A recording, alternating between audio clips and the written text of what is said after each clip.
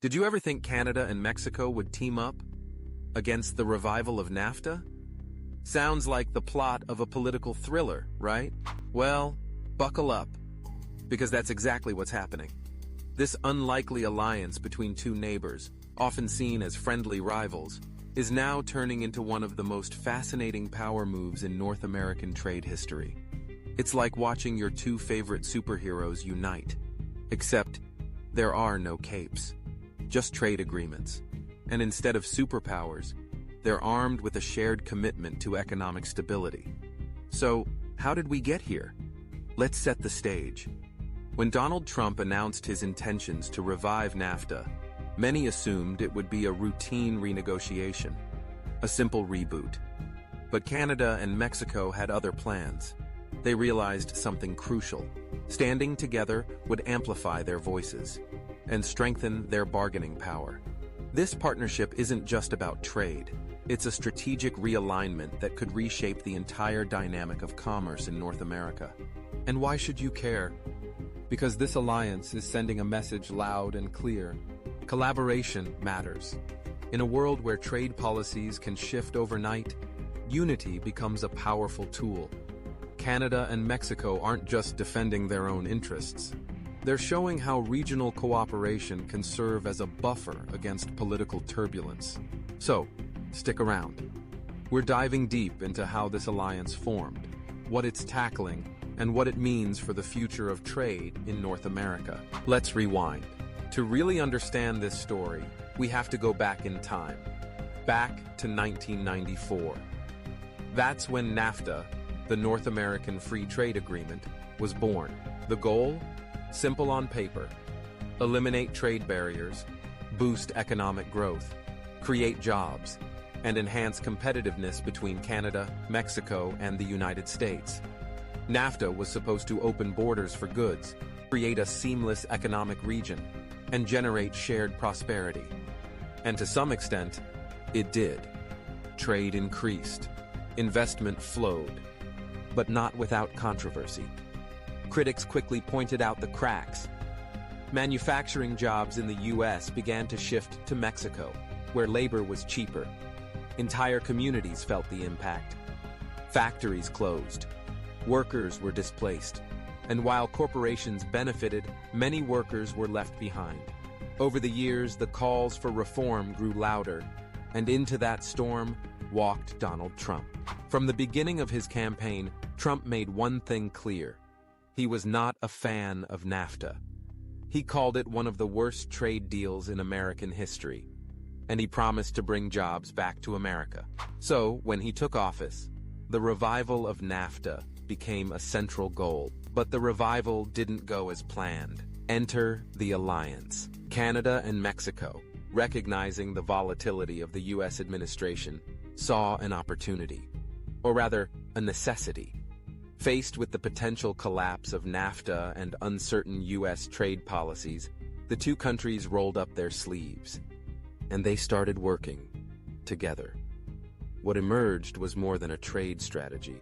It was a partnership, a united front. The most visible outcome of this collaboration, the United States-Mexico-Canada Agreement, also known as the USMCA. It replaced NAFTA, and it reflected a new spirit of cooperation, especially between Canada and Mexico. They pushed hard for updated provisions, labor rights, environmental protections, digital trade rules.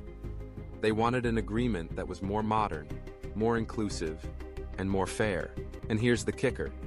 They largely got what they wanted, because by sticking together, they strengthened their negotiating position. But it didn't stop at agreements. Beyond the paperwork, Canada and Mexico started engaging in joint dialogues and regional forums.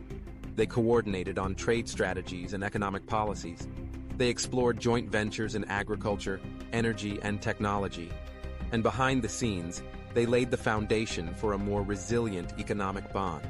That's where the real shift happened. Because suddenly, these two countries weren't just reacting to U.S. policies. They were proactively shaping their own future. And that's a game changer. Why? Because in a world where U.S. trade stances can swing with each election, This kind of collaboration creates stability. It creates leverage, and it sends a message. Canada and Mexico are not just pawns on America's trade board, they're players, strategic ones. As Trump pushes forward with his attempts to revive a NAFTA-like trade dynamic, the Canada-Mexico alliance stands in his path. And it's already creating challenges. Joint negotiations between the two have focused on fortifying the USMCA. They've drawn red lines, made it clear that any revisions from the US won't be accepted lightly, especially if they jeopardize their interests. In essence, they're saying, not so fast. This alliance matters. It has the power to reshape economies across North America. If Canada and Mexico resist Trump's revival efforts successfully, the ripple effects could be massive. We're talking potential trade tensions, retaliatory tariffs, supply chain disruptions. Industries like manufacturing, automotive, and agriculture could all feel the shockwaves. American consumers? They might start seeing the cost of goods rise. And US companies? They could lose preferential access to Canadian and Mexican markets, putting them at a disadvantage. Politically, this could embolden other nations to challenge the US on trade. We could see a more fragmented global trade environment, one where America's influence starts to wane. Inside the US, reactions are split. Some business leaders and lawmakers see the Canada-Mexico alliance as a threat to competitiveness. Others, they view it as a much-needed check on Trump's aggressive trade stance. Either way, the message is clear. Canada and Mexico aren't playing defense anymore. They're leading a shift, and here's what that future could look like. Scenario 1. A more integrated North American market. Canada and Mexico could double down on regional cooperation, creating shared policies that foster economic growth and stability. This could even inspire other regions to pursue similar models of cooperation. Scenario 2. Tensions escalate. If the US pushes too hard, trade could fracture, supply chains could splinter, and relations between all three nations could sour.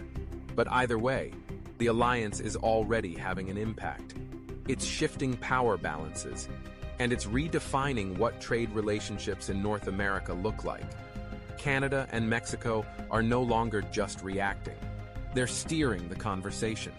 And that might be the most important takeaway of all. So what's the bottom line? The Canada-Mexico alliance represents more than just a response to Trump. It's a strategic realignment. By working together, they're protecting their economies. They're reshaping trade norms.